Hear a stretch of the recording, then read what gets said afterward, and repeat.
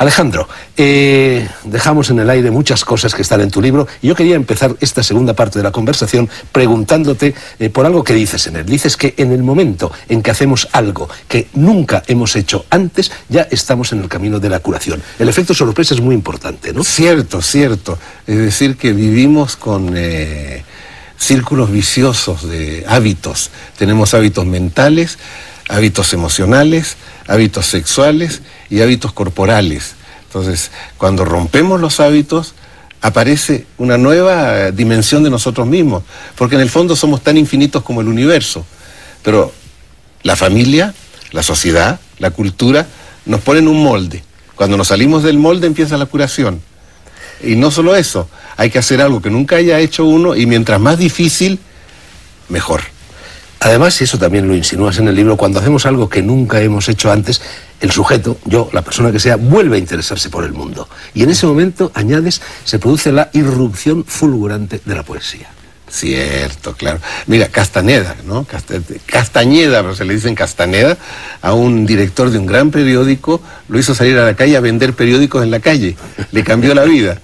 Y tenía una vergüenza espantosa este director porque vendía los periódicos a gente que trabajaba con él.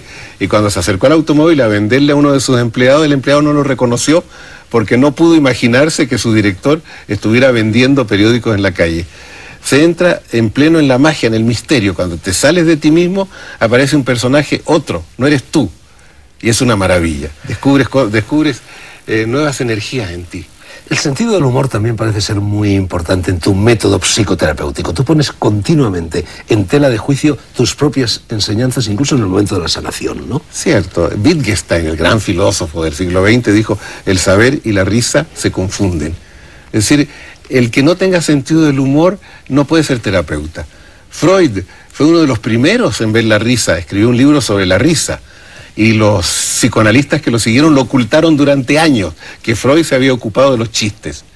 Pero es muy importante, la risa es una descarga de la racionalidad formidable. Vamos con uno de los núcleos de tu doctrina, Alejandro. Tú siempre te has negado a predecir el futuro y de hecho no utilizas el tarot en absoluto para adivinar el futuro.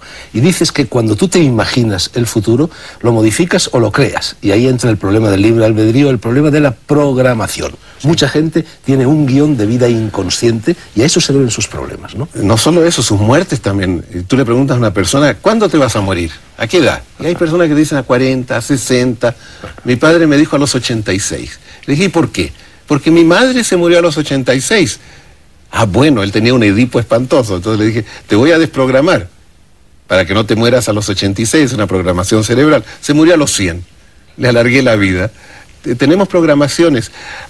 Mi mamá tuvo su primer hijo cuando tenía 17. Yo a los 17 iba a tener mi primer hijo. Mi mamá tuvo su primer hijo a los 40. Ah, me queda tiempo, tengo 30, todavía me queda tiempo.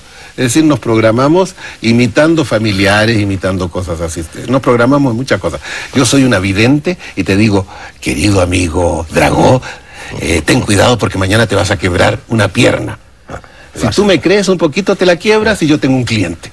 Bueno, y eso es también lo que sucede, por ejemplo, lo dices en el libro, con los enfermos de cáncer. Se les programa. Ah, sí, hubo una... Entra en una especie de tubo, ¿no?, cuando empiezan a tratarse con los métodos convencionales, claro, en lo cual ya todo está programado y prácticamente se les condena a la enfermedad. No solo eso, una médica que estudiaba el cáncer declaró y en un libro que yo leí, creo que lo tengo ahí en Psicomagia, que muchos jóvenes mueren a los 33 años de familias católicas de un cáncer, porque imitan la muerte de Cristo.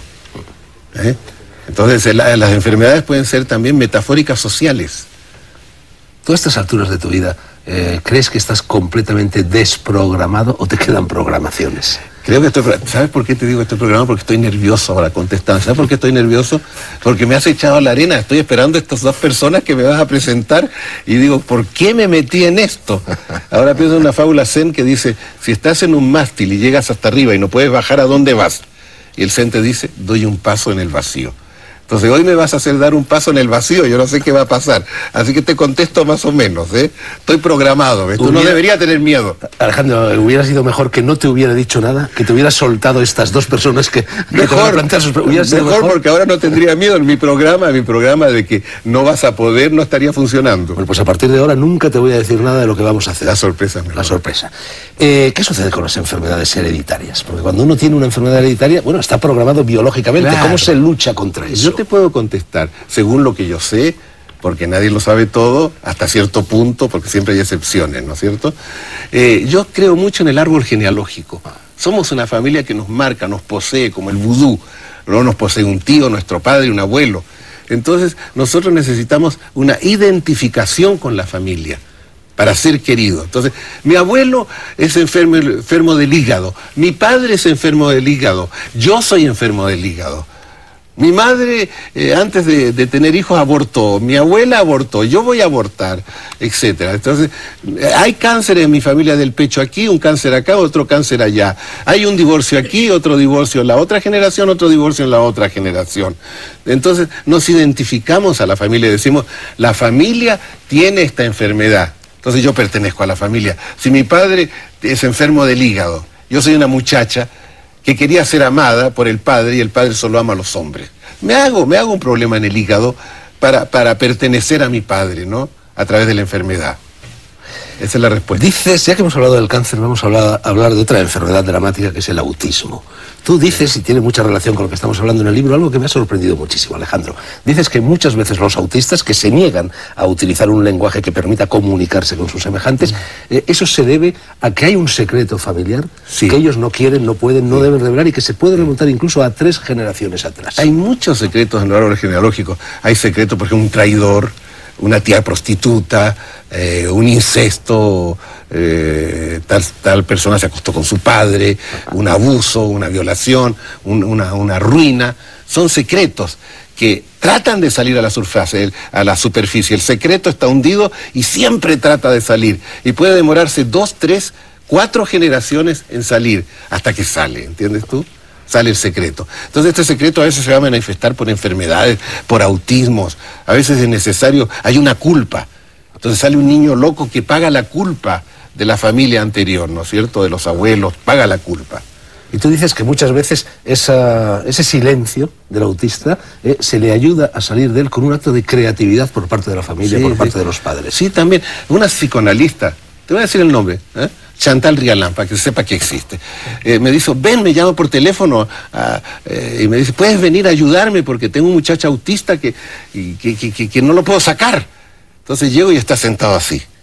Por suerte en la televisión lo puedo mostrar, está sentado así. Entonces me dice, muéstrale el tarot. Entonces le pongo el tarot frente a él, aquí, y lo cierra. Le vuelvo a poner el tarot y lo cierra. Entonces digo, bueno, este autista, ¿qué hago? Y entonces le dije, ven Chantal, y me tendí así de espaldas en el suelo y lo miré para arriba. Le dije, hola. Entonces entré en su campo de visión y empezó a hablar. Es decir, que el autista hay que ir a buscarlo en su campo. Es curioso, en su celda. Hace un par de semanas estuvo aquí en este mismo programa Kenzaburo Oe, el premio Nobel de literatura japonés, que tuvo un hijo con parálisis cerebral, bueno, lo tuvo, no lo tiene, que ha llegado a ser un músico conocido. Yo me parece que ya te he contado la anécdota, lo del canto de los pájaros. Se la recordamos a los espectadores. El niño de Oe le regalaron cuando tenía 3, 4, 5 años un disco en el que había reproducidos muchos cantos de pájaros. Y entonces lo oía y un buen día, cuando tenía 6 o 7 años, paseando por su padre con el bosque, de repente cantó un pájaro y el niño, con la misma voz del locutor del disco, dijo, ese pájaro es tal. Y a partir de ese momento rompió el silencio y bueno, el maleficio se deshizo. ¿Fue eso un acto como el que tú acabas de describir? Sí, claro, yo te lo digo por qué. Porque está realizando un deseo del padre. Como tú me contaste después, este escritor sufrió mucho de dejar su ambiente natural. Su entorno, y nunca más volvió. Y el hijo lo hizo volver. Entonces, en el hijo estaba el autismo del padre separado del mundo. Él realizó su autismo en el hijo. ¿Entiendes eso? ¿Sí? Fantástico. Entiendes todo. Creatividad por parte del padre.